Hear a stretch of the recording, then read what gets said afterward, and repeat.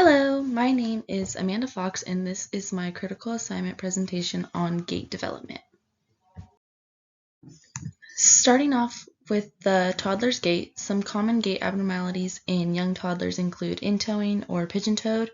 It happens when walking with their feet towards inwards, caused by possible tibial torsion, twisting of the lower leg and the tibia either inward or outward. Femoral version includes the twisting of the upper leg and the femur causing inward foot rotation. Another abnormality includes out-toeing or duck walking. This happens when the feet point out from the femoral anteversion. When watching the video, you see the base of support is a 2-foot support base at the upright bipedal gait pattern, and the arms try to stabilize the body using basic principles of gravity. The stride length is shortened, as with the range of motion, to also produce stability to the small body. This comes with the middle to high guard arm position, or elimination of a proper swing. But this does entail a broader base, creating more stability.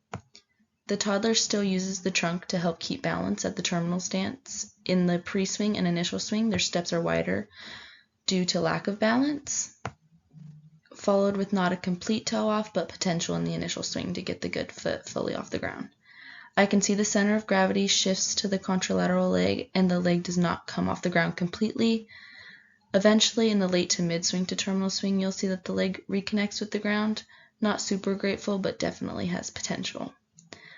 Possible physical constraints that could affect a toddler's gait development are going to include strength, range of motion, or bone alignment. For example, the in-toeing or duck foot approach I mentioned previously. Possible perceptual constraints include balance and coordination, developing more in-depth sensory systems to impact balance control. By adjusting these locomotor skills, it could adjust the constraint on their gait. Now, looking at the 30-month-old gait, some common gait abnormalities include toe walking. For example, the girl in the video walks on her toes for most of it. This can be caused by perhaps a shortened Achilles tendon. Because the tendon connects to the lower leg and heel bone, if it's too short, it could prevent the heel from touching the ground, which will cause the child to depend on their toes. When watching the video, same as before with the wide bipedal base, which is normal as the child is still learning efficient ways to walk and run, the child's stride length is relatively short because of their smaller leg length, causing more cadence and more steps.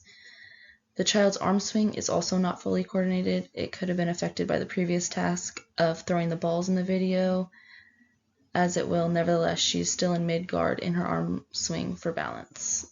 In the initial contact and loading response, we see the child's toe off rather than fully plant their feet on the ground. The mid-swing is wider and her limbs are not directly under her. The child's toe off is somewhat successful, but still does not completely come off the ground. Also, in the initial swing to mid-swing, you can see the child is not fully using the full function of her knees. And then moving to her late swing and terminal swing, it includes a less smooth transaction between switching from her contralateral limbs. Some physical constraints that could affect her gait would include her strength, range of motion. Sensory-wise, her response to environment could affect her while being distracted by the other toys and people in the room. And then some perceptual constraints would include her coordination, her stability, along with balance. Over time, I think she will hopefully get off her toes and adjust other variables to perfect her gait. Moving on to gait analysis for the adult, some common gait abnormalities are going to include most commonly injuries or angallic gaits. Obviously, when there's an injury, people tend to avoid putting direct pressure on it, causing a disruption in the normal gait. Also, an abnormality would be a more in-depth look at the muscles involved and nerves involved in a normal gait. When injuries occur, will most always affect someone's normal gait. In the video, it shows a very good example of a normal gait and what people are looking for to be effective. Their base of support includes 2-foot support, planting their feet for outputting. Their stride length has their legs bent to increase momentum and decrease energy requirements. The limbs are extended to a certain point to increase production.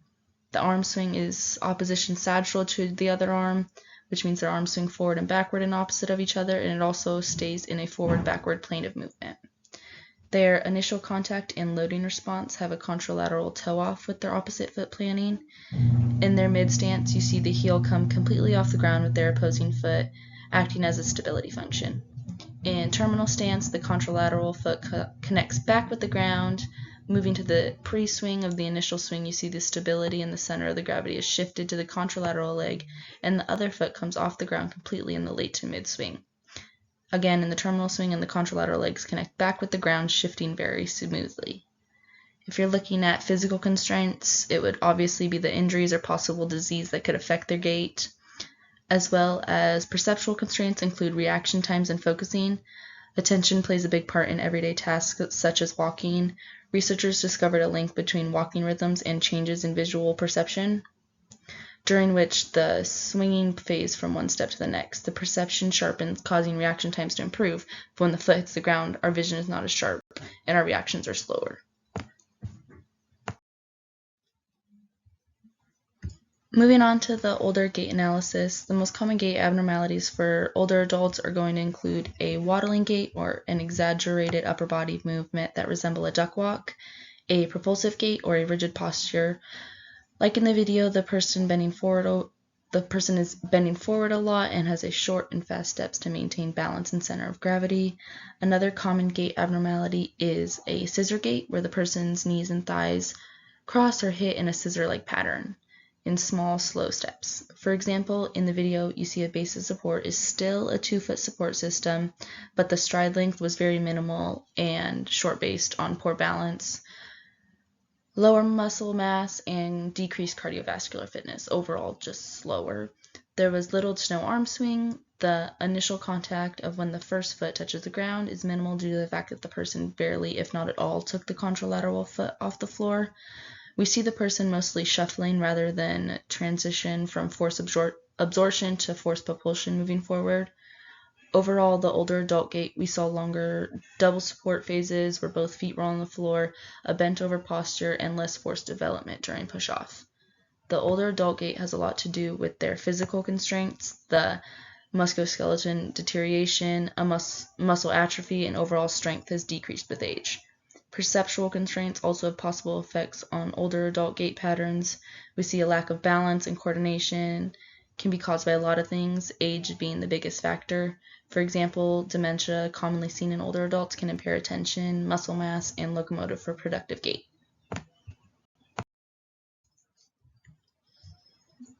Thank you for watching and listening to my presentation. I have included my references on here as well as on the document that I have turned in. Thank you again, and I have really enjoyed learning from this class.